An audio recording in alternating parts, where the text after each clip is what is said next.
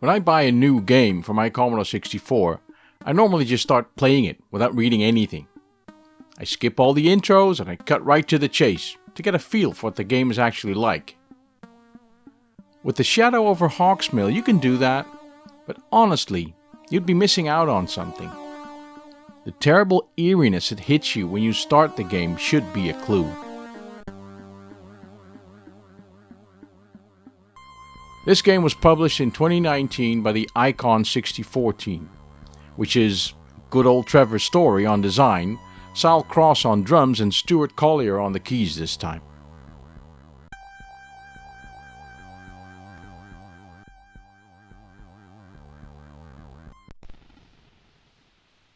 While doing research for this game, I quickly came across references to the writings of H.P. Lovecraft, an author whose work I was unfamiliar with. Well, sort of, because who hasn't heard of the name Cthulhu by now? There are books and movies and games about Cthulhu and its fictional universe, the Cthulhu mythos.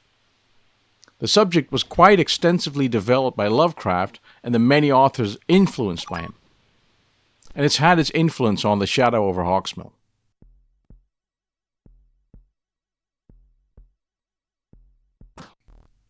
Going through some of Lovecraft's writings, I came across a novella called The Shadow Over Innsmouth, which is about a man who discovers a mysterious town where all the old people have disappeared, and whoever is left resembles an amphibian.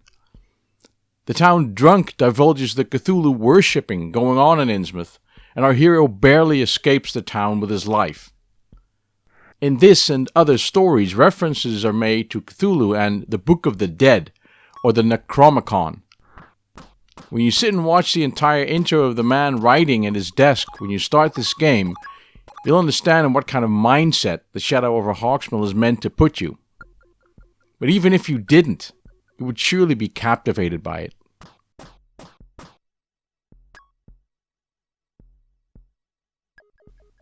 The entire game, from the graphics to the music and the gameplay, all ooze Lovecraftness. It's mysterious, with monsters lurking in the dark, popping out at the last moment to kill you. There are villages to save and statues of scary monsters scattered on the walls as you go underground. And you run into bizarre items that are part of queer puzzles you'll solve. Yes, queer. That's also very Lovecraft. The Shadow Over Hawksmill is a game with two very distinct, yet well interwoven types of gameplay. There's the obvious shooting and jumping, but meanwhile, you're expected to figure out what outlandish item to place in which curious place. That gives a depth to this game that is not present in many others that I know, and that a good story alone won't bring.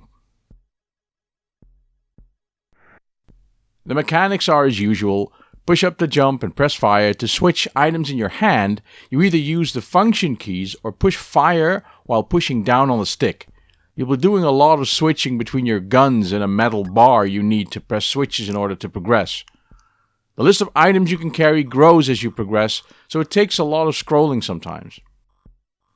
Although your weapons are powerful enough, you'll be keeping an eye on your ammo because when you run out, surviving is really hard. You pick up apples and eat them to replenish your health, and you'll find enough of them around, and sometimes it's better to take damage instead of wasting ammo. There are plenty of screens to go through, and you'll feel the need to draw a map, because you'll navigate across it quite a lot looking for the next thing to do. Although I haven't finished the game yet, I can see the end of the tunnel, and even if you finish it, you might not do it to its full completion the first time, making it an experience worth having more than once. If you hadn't already cottoned on to it, this is a good game. It's very well made, with pretty graphics, climbing on ledges from mid-jump, no fall damage, and powerful guns to pick up. The enemies are tough because they live in the shadow and you need a keen eye to spot them. I think that's a cool approach. It adds a bit of memorization and strategy. The game does a remarkable job of setting an extraordinary atmosphere that is worthy of Lovecraft, and not in the least by the attractive intro scene. I have a few gripes about the game, but this is mostly due to the limitations of the Commodore's controls.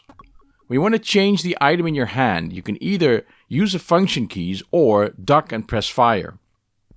When in a pinch, I feel like I never have time to move my hand to the keyboard, and when I have to duck and press fire, I involuntarily end up with something in my hand that doesn't fire bullets.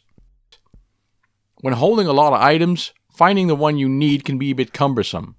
Maybe something resembling a hotbar would have solved the problem. Press 1 for pistol, 2 for shotgun, like that. Aiming your gun is done by starting to fire and then aiming at your target. You'll mostly fire bullets before you've aimed, wasting ammo. Some of these things would be easier to solve if the Commodore had more fire buttons. The game can't really help it. This game is the Icon 64 team flexing their game-making muscles and letting us know that there is no end to what is possible on the C64 when put in the right hands. I would suggest getting a version with the keyboard overlay because that makes a lot of sense. On second thought, don't get this game. Let it get you.